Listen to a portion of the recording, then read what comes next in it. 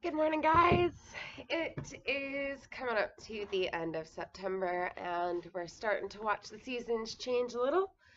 It's interesting because it was actually pretty warm yesterday, at least here in Newcastle, considering that we're actually nearly into October now.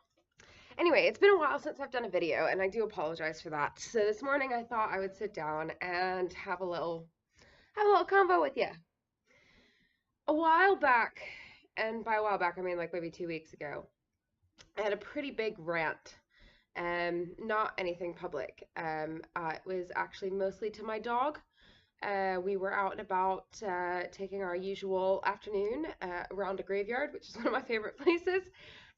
It's got a really cool sort of like garden orchard at the back as well, so you can actually go in and if the apples are in season, you can get yourself an apple, or they do figs and they even grow grapes, which is really cool.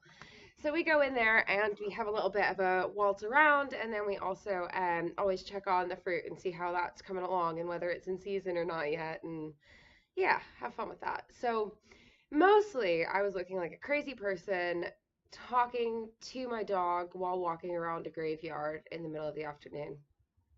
And now that I've said it out loud, yeah. Um, but the thing that had kind of got my back up a little bit was I'm feeling a little jaded. I'm also feeling a little heartbroken and disappointed. I think part of it is that, when you're growing up and you think that your parents are like the coolest human beings ever, and they could do no wrong and they know all the answers to everything, and you just feel like they got their shit together. Absolutely. Well, that's how I kind of feel about business. Especially people in business. You kind of have this thought that, if you're pitching in front of, say, a pretty large, what could be a really large account for you as a business, you kind of think like, oh man, this is it. This is my moment. And you find out that you're talking to some poor soul that started as like a undergrad doing a sort of graduate position and never figured out what they wanted to do in life, and therefore they're still hanging around and doing the job that they're in, and they've just kind of moved up to the point where they've been able to make decisions on your life. I don't feel like a lot of them even necessarily have a passion behind what they're doing. I feel like it is literally their 9 to 5. This is what pays the bills, and this is my job, and there's not anything wrong with that as such, but it does leave me somebody that's really passionate and really, excited and enthusiastic. It's Yeah, someone's pissing on my parade a little bit, I think, is the best way to describe it. You find that so many people are asking for innovation. They want something new. They don't want the mundane. What's frustrating is what you find is that they don't really necessarily mean what they say. They want something just different enough that it seems like a choice, but not really so different that they might have to actually try and understand the concept. They want something that marches to the beat of its own drum, yet it also needs to be on trend. And there's so many sort of different contradictions that go into that. So I was really, really kind of going off on it. And I just thought that now that I'd had some time to sort of sit back and reflect on that and think about it a little bit more, that I would finally relay that to you guys. The other thing that I found quite interesting is I had a bit of a paradigm shift while I was away last week. I had never really thought about the fact that my dad being English and my mom being American has had an impact on sort of how I approach situations. Now, the reason that I had questioned that is because I sometimes find that people think that I'm a bit full on. I also sometimes find that people think that I can be, well, when I get passionate, people think that I might be pushing the boundaries or going too far or being too loud. And whenever people have said anything about that to myself, I've always kind of taken it really personally. You know, why is me being passionate? Why is me having a voice and an opinion seen as such a demanding or perhaps intimidating thing? And I think that has to be because I grew up in Texas.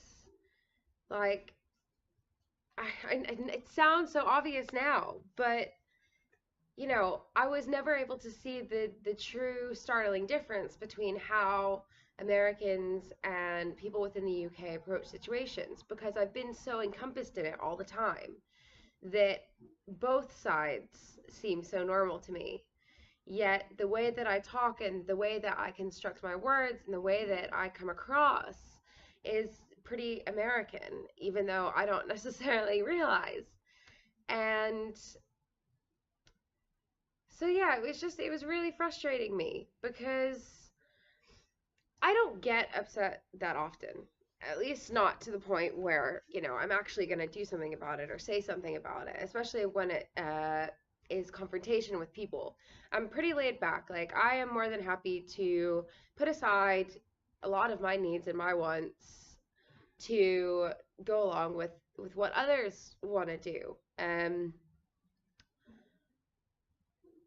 I like people to be happy, and I like to participate in that happiness. I don't have fights. I've been together with my boyfriend for nearly 6 years, December, and we barely ever fight. I think we've maybe had like one or two fights, and they don't last long, and, you know, pretty fast we apologize and, you know, throw our hands up and admit that we acted poorly. I don't have fights with friends. I haven't, you know, I don't have any of that drama that some girls sit down with at the end of the day when they say, oh my God, she said this and he said that. And, you know, Karen was a bitch. I don't do that. Um, so when I get heated or when I get pissed off, it's pretty rare. And so when I do, it's pretty passionate. And a lot of the times, I just need a good rant. I just need to be able to vent to somebody and really push out my feelings. And yes, I'll also cuss a lot. um, and what really gets me is I get told to calm down. Like, don't tell me to calm down. Number one, I barely get upset anyway. Number two, I'm feeling comfortable enough with you to actually share my opinion and my voice, what's frustrating me. And now you're telling me to calm down because maybe I'm a little loud and because of the way that I put emotion through my voice, some people think that I'm getting too upset. I don't know. I guess I am starting to come to the conclusion that a lot of the times when I say things, they don't come across in the way in which I think they are. Um, and I'm hoping that I can work on that challenge a little bit and hopefully be a little bit more mindful. Not change, because that would be stupid, but consider. Consider the way that other people might find me a little intimidating. And maybe try and be a bit more warm, maybe. I don't know. It's a tough one. Anyway, Next week, I will be down in London. I'll be doing a talk for a little event called Bread and Jam. If you guys haven't heard of it, especially if you're a foodie founder, check it out. It is the UK's biggest foodie founders festival. There's talks from everybody from Pippa Murray and her nut butter company, all the way to Marcus Carter, who owns Artisan Food Company. And I went last year. It was absolutely amazing. Um, you can also apply for the chance to pitch, potentially for investment. You can also apply to pitch your products to some of the bigger stores, wholesalers, as well as farm shops and delis. Great way to network, great way to meet people, and obviously, because I'll be speaking, you'll hear some great content. I'm speaking Friday morning with a wonderful lady called Karen Green. She has actually published books about her career in the food industry, giving you some hints, tips, and tricks, and things that you might want to avoid when you are starting up a company. I'm also working on a few other projects, some that dabble. Ooh, 2 seconds. Phew! Sorry about that. Some that dabble with weirdly relatable, but also some that are actually teaming up with another person, and we're looking at a business that has currently been accepted onto the Ignite Accelerator.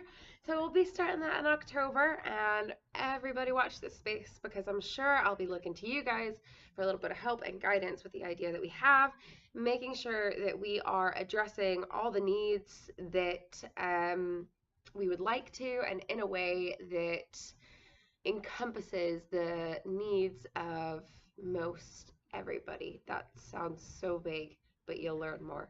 Anyway, speak to y'all later. Bye.